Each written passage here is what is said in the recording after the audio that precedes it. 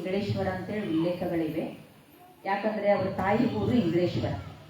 ಹಾಗಾಗಿ ಎರಡನ್ನ ಉಲ್ಲೇಖವಿದೆ. ಬಸವನ ಭಾಗ್ಯವಾಡಿ ಅಂತ ಹೇಳ್ಕೊಳ್ಳೋಣ.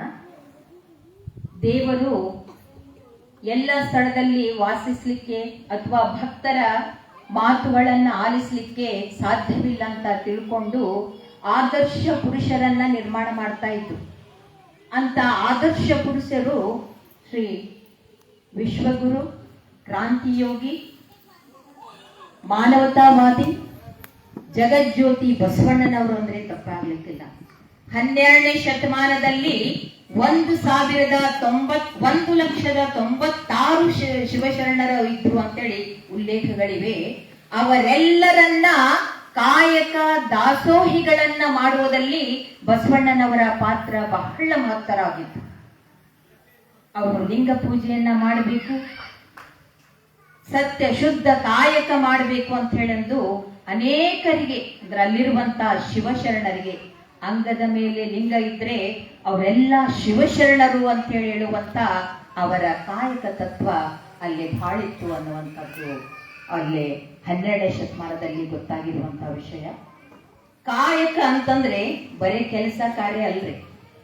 ಒಂದು ಕಾಯಕ ಮಾಡ್ಬೇಕಾದ್ರೆ ಬರೀ ಕೆಲಸ ಕಾರ್ಯ ಮಾಡೋದಲ್ಲ, ಅದು ಹೇಗಿರ್ಬೇಕು ಅಂತಂದ್ರೆ ಆಧ್ಯಾತ್ಮವಾಗಿರ್ಬೇಕು ಅಂತ ಹೇಳಿದ್ರು ಬಸವಣ್ಣನವರ ದೃಷ್ಟಿಯಲ್ಲಿ. ಆ ಕಾಯಕ ಅಂದ್ರೆ ಆಧ್ಯಾತ್ಮವಾಗಿ. ನಾವೀಗೊಂದು ಯಾವುದೇ ಪೂಜಾ ಪುನಸ್ಕಾರ ಅಥವಾ ಅಮಾವಾಸ್ಯೆ ಹುಣ್ಣಿಮೆ ದಿನ ಏನ್ ಮಾಡ್ತೀವಿ ಅಂದ್ರ ತಲೆಯಿಂದ ಪಾದದವರೆಗೂ, ಅಡಿಯಿಂದ ಮುಡಿಯವರೆಗೂ ನಾವೆಷ್ಟು ಪಾವಿತ್ರ್ಯತೆಯನ್ನ ಕಾಪಾಡ್ಕೊಂಡು ಅವತ್ತ ಪೂಜೆಯನ್ನ ಪುನಸ್ಕಾರಗಳನ್ನ ಮಾಡ್ತೀವಿ. ಕಾಯಕವನ್ನು ಅಷ್ಟೊಂದು ನಾವು ಪ್ರೀತಿಸಬೇಕು, ಭಕ್ತಿ ಪೂರ್ವಕವಾಗಿ ನೋಡ್ಬೇಕು ಅನ್ನುವಂಥದ್ದು ಬಸವಣ್ಣವರ ದೃಷ್ಟಿಯಲ್ಲಿ ಕಾಯಕ ಇತ್ತು. ಕಾಯಕ ಅದು ಆಧ್ಯಾತ್ಮವಾಗಿರ್ಬೇಕು ಅನ್ನುವಂಥದ್ದನ್ನ ಅವ್ರು ಹೇಳ್ತಾ ಇದ್ರು.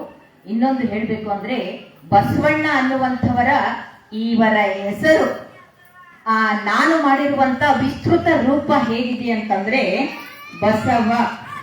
ಬಸವನೆಂದರೆ ಬಸವಳಿದು ಬಂದವರಿಗೆ ಕೈ ಹಿಡಿಯುವ ಶಕ್ತಿ. ಯಾರಾದರೂ ಬಸವಳಿದ ಅಂದ್ರೆ ಬೆಂಡಾಗಿರುವಂಥವರು ಅಥವಾ ಅವರಿಗೆ ಏನೋ ತೊಂದರೆಯಾಗಿರುವಂಥವರು ಕೈ ಹಿಡಿಯುವ ಶಕ್ತಿ ಬ ಎನ್ನುವಂತ ಅಕ್ಷರದಲ್ಲಿ ಅಡಗಿದೆ. ಸಾರ ಸಜ್ಜನರ ಸಂಘ ಹೆಜ್ಜೇನು ಸವಿದಂತೆ ಹೇಳಿದ ಪರಂ ಜ್ಯೋತಿ ಬರೇ ಸ ಅನ್ನುವಂತ ಅಕ್ಷರದಲ್ಲಿ ಅಡಗಿದೆ. ಇನ್ನು ವ ಇರುವಂತ ಅಕ್ಷರದಲ್ಲಿ ವಚನ ಕೊಟ್ಟ ಹಾಗೆ ನಡೆ ನುಡಿ ನುಡಿದಂತೆ ಇರಬೇಕೆಂದು ಸಾಧಿಸಿದ ಧೀಮಂತ ನಾಯಕ. ಅಣ್ಣ ಅಂತಂದ್ರೆ ಅಣ್ಣ ಎಂದೊಡನೆ ಜಾತಿ ವರ್ಣವನ್ನು ನೋಡದೆ ಕೈ ಹಿಡಿದು ನಡೆಸಿದ, ಅವರಿಗೆ ದಾರಿಯನ್ನು ತೋರಿಸಿ ಧರೆಗೆ ಧಾವಿಸಿದ ಶಿವನ ಅವರ ಅವತಾರವೇ ಬಸವಣ್ಣನೆನ್ನುವಂತ ವಿಸ್ತೃತ ರೂಪ ಅಂತ ಈ ವೇದಿಕೆ ಮೂಲಕವಾಗಿ ಹೇಳ್ತಾ ಇದ್ದೇನೆ. ಇನ್ನು ಬಸವಣ್ಣ ಅಂದಗಳನ್ನ ಆ ನಂತರ ಕಾಯಕ, ಈಗ ನನಗೆ ಕೊಟ್ಟಿರುವಂತ ವಿಷಯ ಅಂದ್ರೆ ಕಾಯಕದ ವಿಸ್ತೃತ ರೂಪ ಅಂತಂದ್ರೆ ಕಾಯ ವಾಚ ಮನಸ ಪರಿಶುದ್ಧತೆಯಿಂದ ಇರುವುದು. ಕಾಯ ಅಂದ್ರೆ ಕಾಯ ವಾಚ ಮನಸ ಪರಿಶುದ್ಧತೆಯಿಂದ ಇರುವುದು. ಅಂತಂದ್ರೆ ಯಂತ್ರದಂತೆ ಕೆಲಸ ಮಾಡುವ ಕ್ರಿಯಾಶೀಲತೆಯನ್ನ ಹೊಂದಿರುವಂಥದ್ದು. ಯಂತ್ರದಂತೆ ಕ್ರಿಯಾಶೀಲತೆಯಿಂದ ಕೆಲಸ ಮಾಡಿರುವಂಥದ್ದು. ಅಂದ್ರ ಕಂಡ ಕನಸುಗಳನ್ನು ನನಸು ಮಾಡಿ ಭೂಲೋಕವನ್ನೇ ಕೈಲಾಸು ಮಾಡುವುದೇ ನಿಜವಾದ ಕಾಯಕ ಅಂತೇಳಿ ಕಾಯಕದ ಇದರ ವಿಸ್ತೃತ ರೂಪ ಅಂತ ಹೇಳ್ತೀನಿ. ಇನ್ನ ದಾಸೋಹ ಅಂದ್ರೆ ಅಂತಂದ್ರ ದಾನ ಧರ್ಮದ ತಾತ್ಪರ್ಯ ಅರಿತವ ಸೋಮಾರಿತನ ಹೋಗಲಾಡಿಸಿ ನಿತ್ಯ ಸತ್ಯ ಶುದ್ಧ ಕಾಯಕ ಮಾಡುವ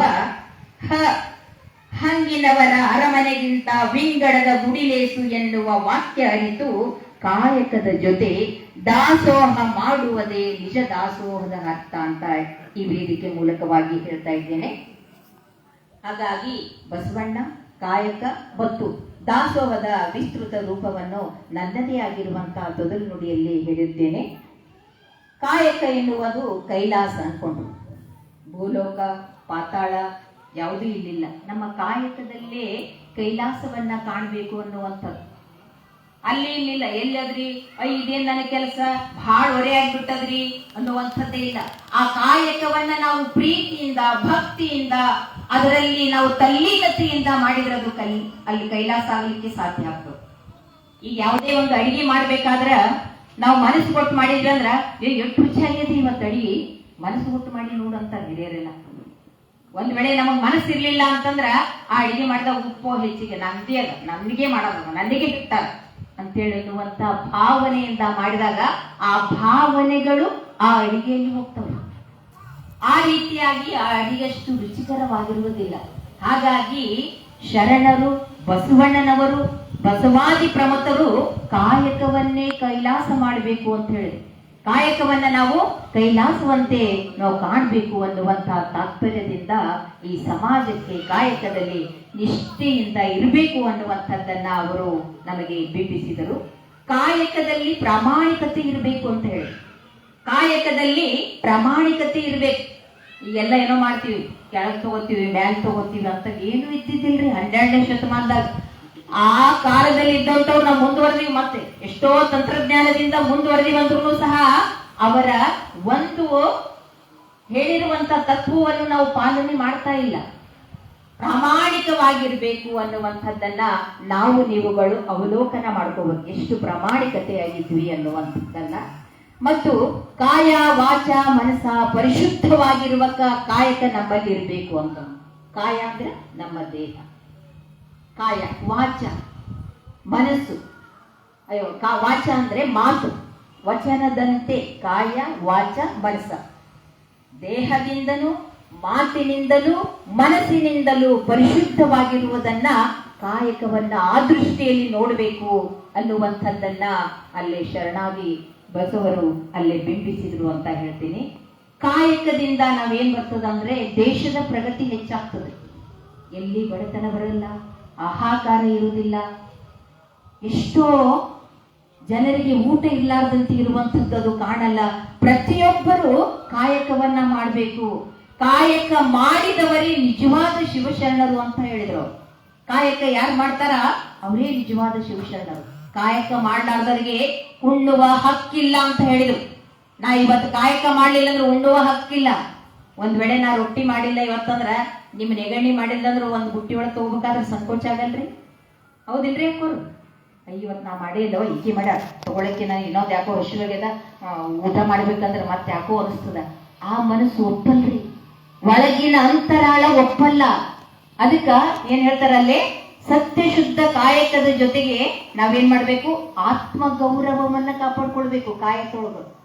ಕಾಯಕದೊಳಗ ಆತ್ಮ ಗೌರವನ್ನ ಕಾಪಾಡ್ಕೊಂಡಾಗ ಮಾತ್ರ ಅಲ್ಲಿ ಕಾಯಕಕ್ಕೆ ಶ್ರೇಷ್ಠತೆ ಬರಲಿಕ್ಕೆ ಸಾಧ್ಯ ಆಗ್ತದ ಅನ್ನುವಂಥದ್ದನ್ನ ಹೇಳಿದ್ರು ಬಸವಣ್ಣನವರು.